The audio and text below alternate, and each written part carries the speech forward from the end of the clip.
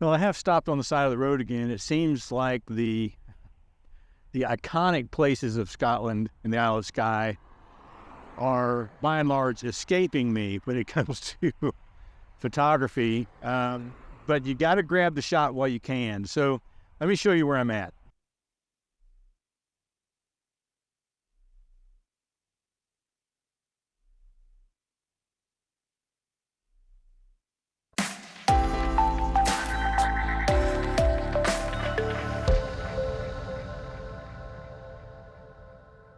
Well, we have begun the long and arduous journey back to Edinburgh, to the airport, to drop off the car.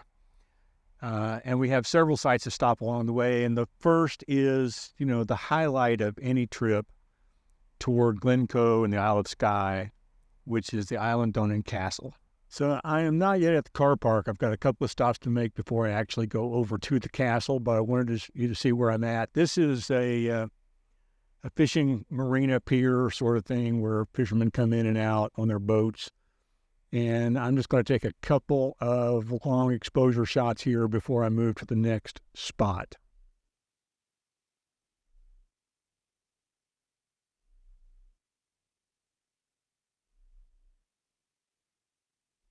This is a beautiful, beautiful spot. I'm going to turn around and show it to you here in a minute.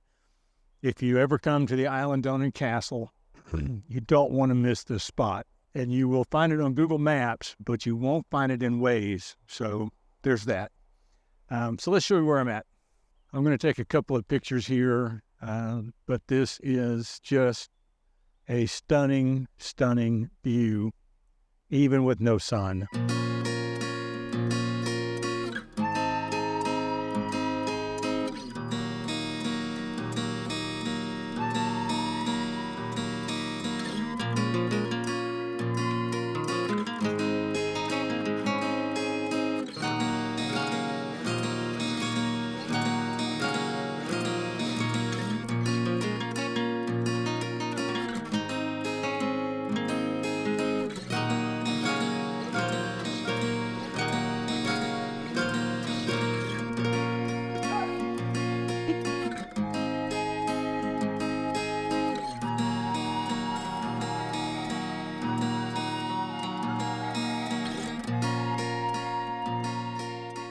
Well, it's starting to rain a little bit, which is not going to stop me. I'm going to come to this spot right here and take, I think I'm going to take a panorama shot.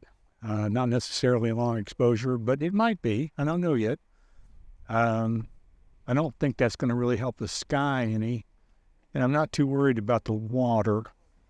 So probably not. But we'll see if I can do a panorama on my peak design without my panorama ball head. That'll be interesting. At first, I'm going to go up here and grab a cup of coffee.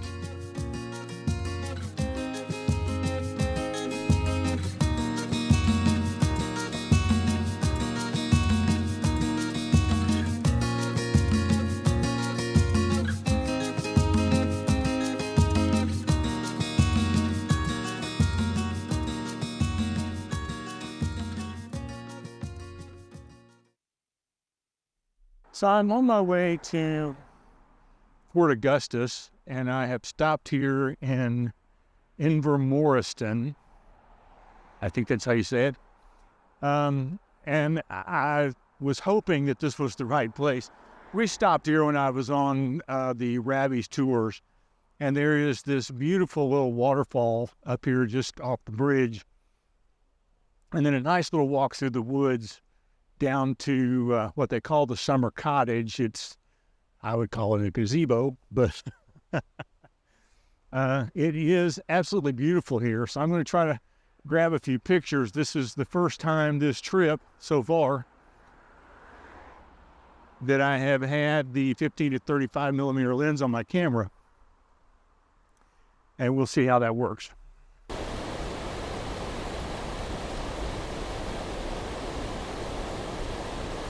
So I'm working on a couple of just quick compositions here. It's still raining. I've got my cloth over my camera to keep the water off the lens as much as possible. I have to get up over this this bridge wall here, so I've got to raise my camera up a little bit. And then there is a walk down through the woods that goes down to a gazebo. I'm not sure I'm going to take that today, but maybe I will. It's a really nice walk, and it's not that far, so what else have I got to do?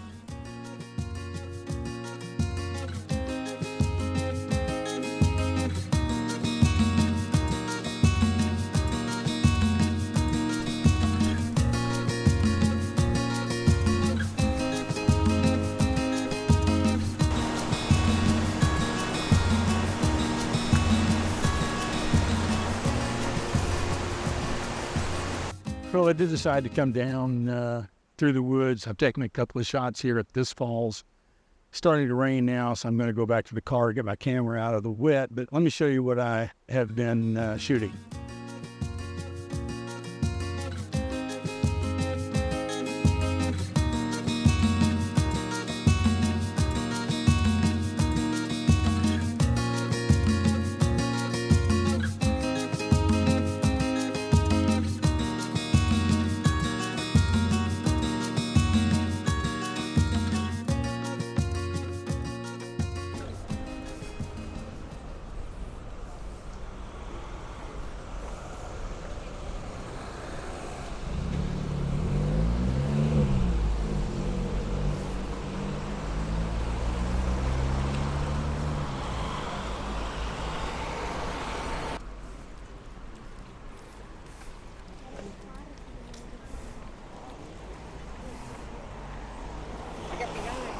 I have stopped in Fort Augustus, which is on the southern tip of Loch Ness.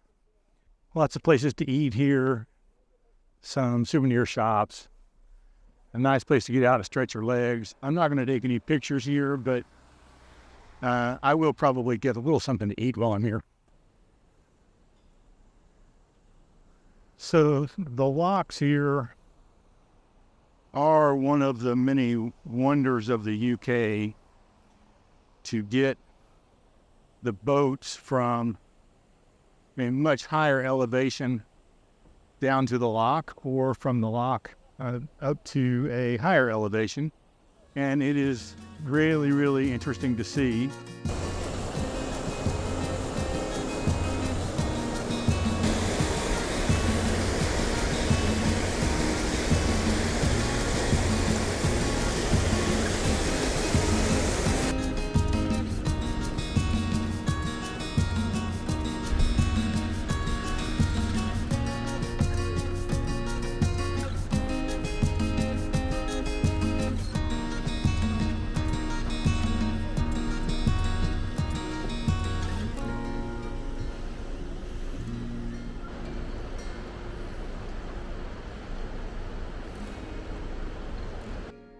Well, I wound up going to a chippy and getting some fish and chips because it was cooked fresh. I was watching it being made. It may rival in flavor Danoon, but not in presentation. I'm back in the car because it's starting to rain again, and I just thought I'd sit here and eat. Now, I'm one of those guys that occasionally I will go wild and add salt and vinegar to my fish and chips, but I'm not really a wild vinegar guy.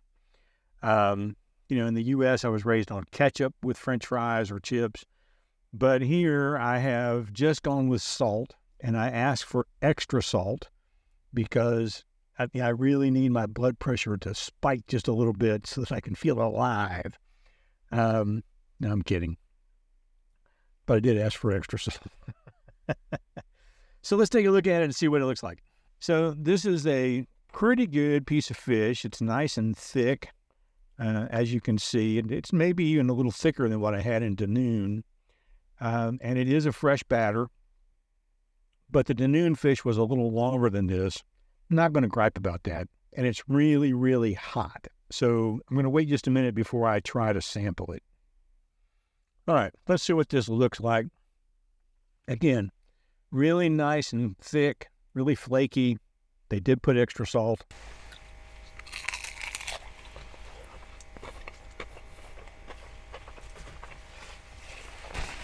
Okay, that is every bit as good as the fish and chips in Dunoon. So if you're in Scotland and you're in Fort Augustus, and again, we're at the southern tip of Loch Ness,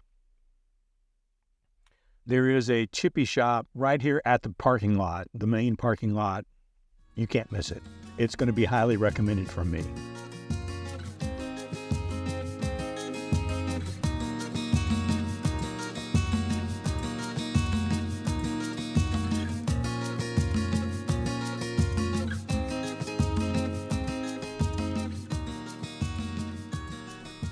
Well, I made another stop. Now, I just went about an hour and a half from Fort Augustus, and I have to say, probably been the most boring hour and a half drive I've made on Scotland, because in Scotland, I should say, because there just wasn't a whole lot you could see.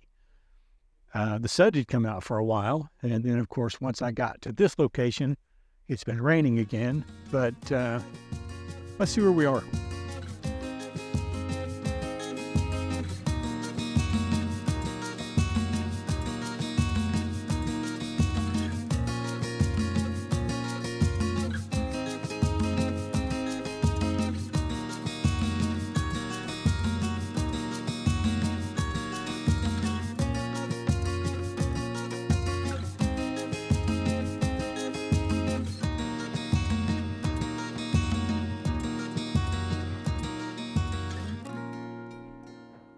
Now, I know there was a lot of anticipation over the fact that I may do a tasting here, and it was tempting, but since I still have a ways to go and it is still rainy, I'm going to forego the tasting. However, the last time that I was here, I did have the 30-year-old Dalwhinnie, and oh my gosh.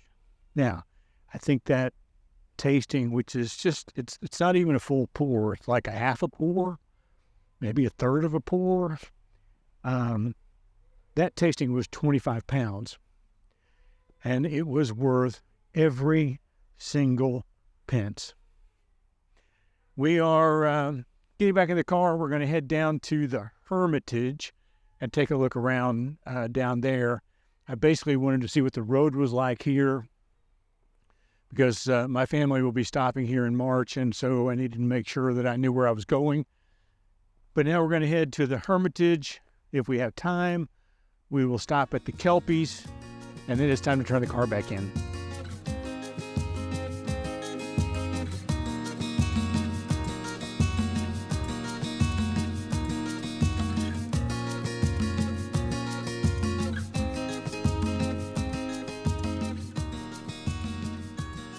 Well, I made it to the Hermitage. It's about an hour's drive from the Dalwhinnie Distillery. And it's just a beautiful, beautiful place to take a break, take a walk. There is a food truck in the parking lot that sells donuts, if you're into that. But let's just take a look around.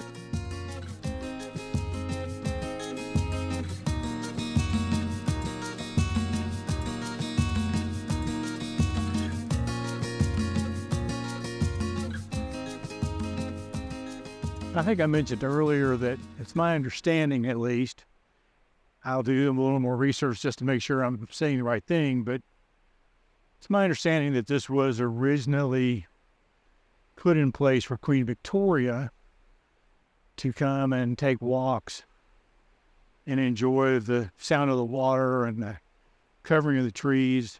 I don't know, something about that knowledge makes this place feel a little special, maybe. Maybe not to everybody, but to me. I'm not really a big fan of Queen Victoria to speak of, but still, it's an interesting story.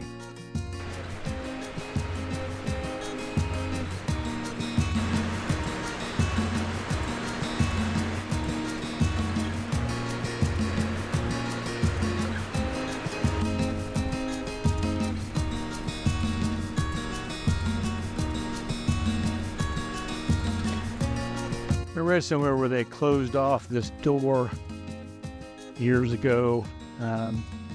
It just wasn't safe anymore. There are some steps that lead up to go over this bridge.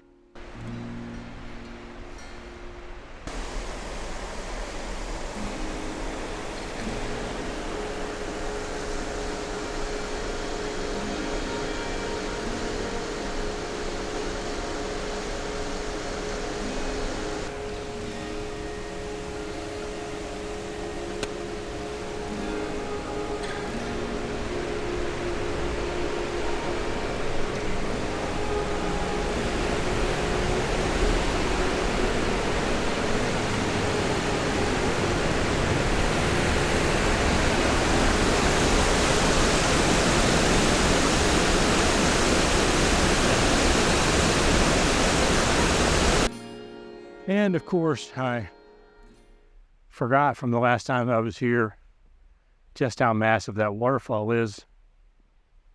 And now I'm kind of kicking myself in the behind that I didn't bring my camera. But it's kind of nice just to take a leisurely walk and enjoy all of this beauty, because it is definitely beauty. Well, I'm on my way back to the car, and after looking at the map, I'm going to skip the Kelpies and head back to take the car back, because I have to have it back before 7. Right now, it looks like I'll get there around 6, but I also have to stop and get gas. And to be honest, the Kelpies is one of those places that's nice to see, but once you've seen it, you don't really need to see it again. I will see if I can pull up some old pictures I took on my last trip and throw them up here, and then I'll see you at my hotel in Edinburgh.